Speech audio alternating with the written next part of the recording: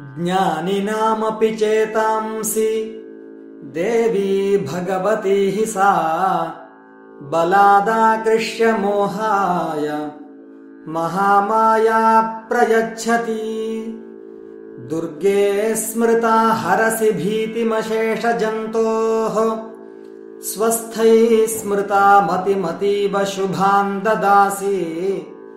दारिद्र्यदुःखभयहारिणि का त्वदन्या सर्वोपकारकरणाय सदार्द्रचित्ता।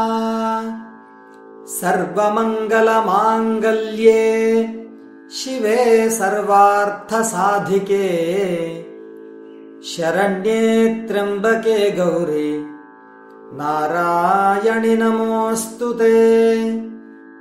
शरणागतदीनार्तपरित्राणपरायणे सर्वस्यार्तिहरे देवि नारायणि नमोऽस्तुते।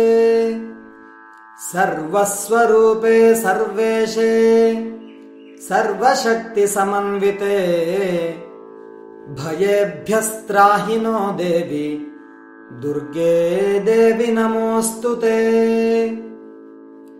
रोगानशेषानपहंसि तुष्टारुष्टातु कामान् सकलानभीष्टान् त्वामाश्रितानां न विपन्नराणां त्वामाश्रिताह्याश्रयतां प्रयान्ति।